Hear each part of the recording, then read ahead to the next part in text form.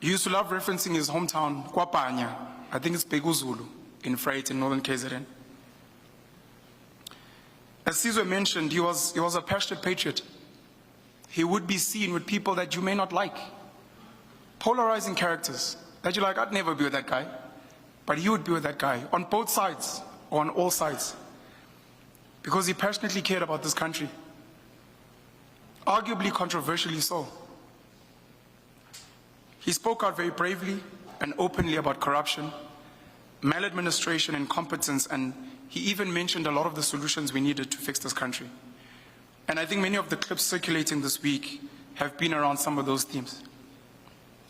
He referenced El Salvador and Bope, who had successfully cleaned out gang violence in El Salvador.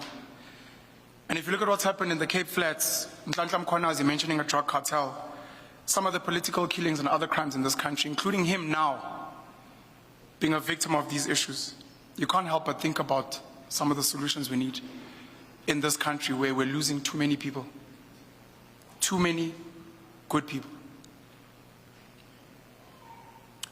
Warras was a superhero, a real-life superhero. Caesar spoke about people that actually roll up their sleeves and don't just point fingers. Warras decided to put his hand up and try to fix things. Could have stayed in entertainment. Could have carried on DJing and just been the coolest guy that he was. But he decided that he wanted to be and he needed to be part of the change. He was definitely a braver man than most of us, including myself. And he was a real-life action man.